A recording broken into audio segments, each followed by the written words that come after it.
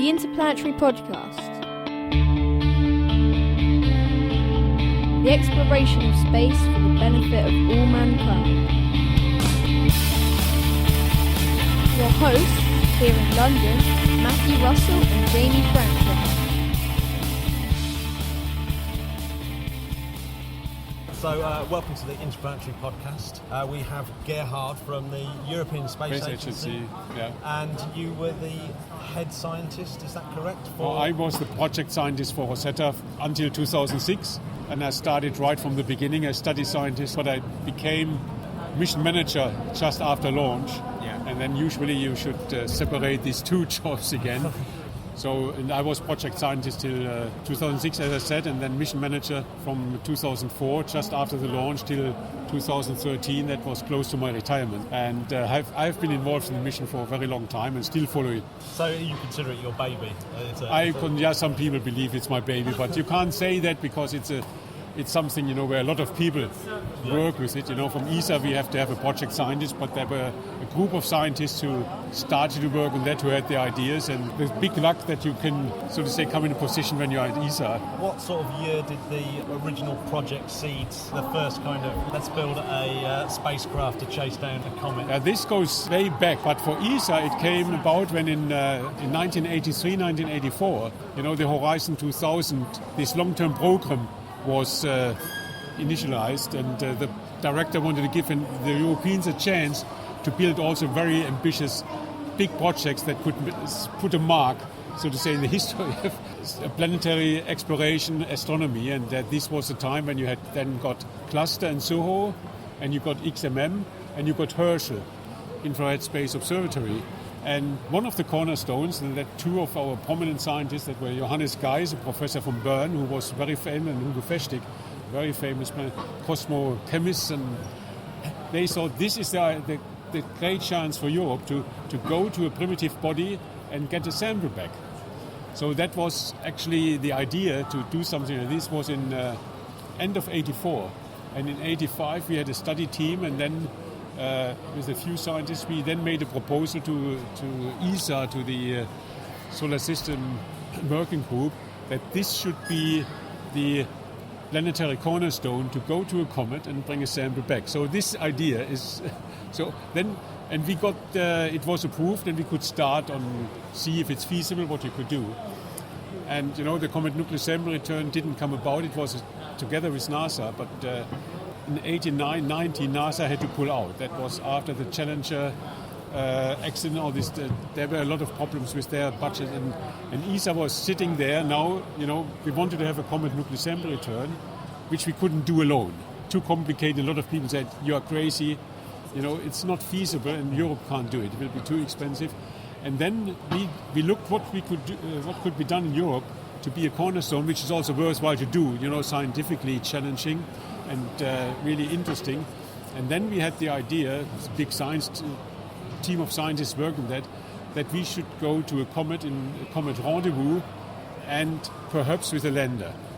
And this was done in the early 90s, and then in 93 this mission was approved at the third cornerstone, the mission as we have it today, which is close to its end. Still a long time ago, in the early 90s, instruments were built and then finally launched. But that was the good thing with the cornerstones. If you could prove that they were feasible technically and also fit in the financial boundary, then they would be done. And it was just open which launch year, but that you have to see how it was within the budget. And therefore it should have been launched in 2003. But Ariane, the new version of the Ariane 5, had a failure just a couple of months before we should originally launch. And then finally, in the 2nd of March 2004, we launched it. In some respects, it's a project that is essentially someone's entire working life.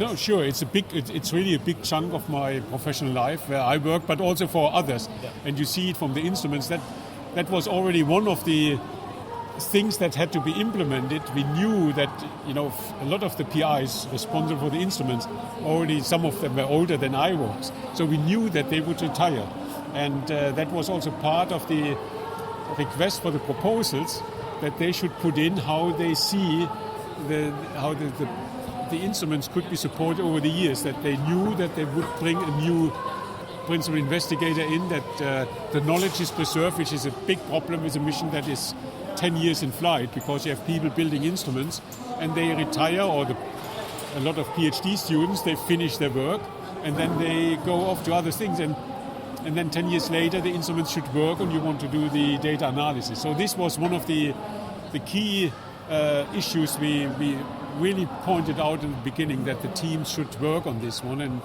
knowledge management, and to see how you get new guys in, which is not always easy when you have somebody who worked on the instrument. They don't say easily goodbye to it. Yeah, absolutely. Now, you must have been incredibly proud, obviously, when it finally all happened and everything was safe. How much of a relief was that for you personally, knowing that there could have been lots of things that could have gone wrong? You see, that is one thing that comes with this mission. So in retrospect, everything is great. The thing works in another couple of days, and then we can say, oh, we made it. But the first thing is, first of all, to get it approved was, I can tell you, a lot of people were nervous till we get the approval that we can go with the mission, even very, senior guys. This is one thing where you had to push. Then to get the instruments ready, it's another thing where you, as a project scientist, you are always there, and you have to kick people because you are sitting between the project team and they want the instruments ready, and then you have the scientists, I could change this and I could do it better, but there's a delivery date. Yeah. And as a scientist, you don't, you are squeezed between the science community and the project, because you need to have the stuff ready. It has to be launched on time, and you don't want to fly a spacecraft that has not all the instruments on board. So this was the first thing, but that we managed, and then it's always the launch. It's it's nerve-wracking, and we had the hibernation was another point. Yeah. We knew that we would put in hibernation. We had done it with Kyoto before, so we had a little bit of experience, but every spacecraft is differently. And then the stuff with the lander. Yeah. To get in orbit, the comet I perhaps was a little bit more optimistic than a lot of people, but to get the lander down and that it works was another nerve-wracking stuff. And amazing. It's amazing, and I can tell you I have followed that up for long, for many years, and it was really. It was difficult, and you see the lander was a consortium with so many people, and to get them all under control, which was not my task, but the guys from the lander team. But you were sitting there; they had to be finished, because you don't. We always said in ESA that this is like an instrument, which they didn't like. They thought it's one of the most important parts of the mission, very honestly, and it's an important part. Yeah. But we always said it's like an instrument, because we are not controlling what's being done there. Yeah. And they did I can say, tremendous job to get it ready and working. And it really worked. Yeah. And I really, when it was down, I said, if they bring it down and it just works for 2 hours, it was a big success. Absolutely. And it worked the 3 days. Yeah. And it was the nominal mission they did. Okay, they couldn't get the samples because of the site, but to land on an object that you didn't know when you designed it, that is something you have to imagine. It's difficult. When it comes to the actual science of the mission, is the main goal to sort of work out the origins of water on Earth? Was that a kind of? That was one of the goals. We had 3 main objectives, and these are very general scientific objectives. One was how comets work, because we studied the comet, but this was not the main goal. The main goal was really to study comets as primitive objects and get the link to the material we have, so to say, in the universe, that the dust we see there, how that and the material, how that together, to see the line, what was here in the beginning when the planets formed, in the pre-solar nebula 4.6 billion years ago. So that was the main thrust from the composition. And then from this, so to say, the bridge, how life evolved on Earth, if we could learn something about this one. And I think for all these things we can say we learned a lot. And I think there is much more coming out, because I know that now we see the results, and they are published as results. But to get, so to say, the big picture, the synthesis of this, how it fits together. Because right now we have things, results here and results there, and they're not really fitting together, and we have to see what that means. And this is, I think, it's really the next important step. and also from here, I think they're fascinating stuff that we learned. I think that goes far. We also see, so to say, in the measurements and in the images, we see how the comet looks like, and that should give us and gives us, so to say, indication how the accretion process worked in the early solar system. And I think there is a lot of, right from this one, looking much more in detail there. There I think that's also a big step that we will get, how where these from the small cometesimals, how these things were growing, and also where it was going. And I think there we have another, perhaps some dimension we might not have thought about when we thought about the mission. But that was, and that was 30 years ago. 30 years ago, for example, you didn't talk about exoplanets in that sense. Now you have the exoplanets, and what we do here with this, to study asteroids and to study comets, is also important for exoplanet science, because you have to see how that stuff works there, because you have a sun and you have planets around there, and they must have grown as well, and you might also have something, or you will have something like an Oort cloud around it. And this, that we have in front of our door, and then the other stuff is far away. So I think there we have also quite some implication. And another point I say, is, we now speak about the Kuiper belt and the Oort cloud, that we have two different. The Kuiper belt was in the literature, came about in the early 80s, was just when we started to work on this one. And I think I have the impression now, following up what happens, that we might change that picture again. There are some new models from the dynamics and also what we learned from comets, that perhaps that's slightly different classes of objects there, and that perhaps there's it's another nomenclature we need, and another domain that we need. Okay, that's amazing. If there's one aspect of the project, the whole mission, that got you really excited, what would you say was the best day or best moment of the whole Rosetta mission? No, I would say in retrospect, I think the best moment, one of the best, was really the lander going down.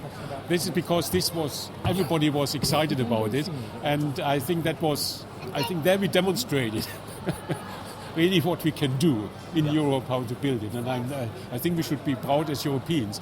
And it's not only that the lander goes, but also what was before, to do the whole flight dynamics. The team in ESOP did a tremendous job. And we didn't know the comet a couple of months before. We had pixel-sized stuff, and then getting close, get these wonderful images, and derive from these images all the data and all the stuff we needed to get the lander down and then implement it. I think that was phenomenal. Yeah. And from the science, if you would ask, I think what we did, the composition of the comet, all this, the zoo of molecules we got, which they're still coming. I think that is one of the great stuff that we have. Congratulations! Yeah, fabulous. It is. I'm proud to be European. No.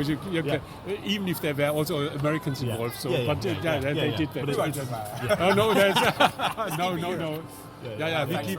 No, because we were pushing it. That we have to say. Fantastic. Thank you very much for taking the time. Thank you very much. Appreciate it. Brilliant. Thank you. Yeah.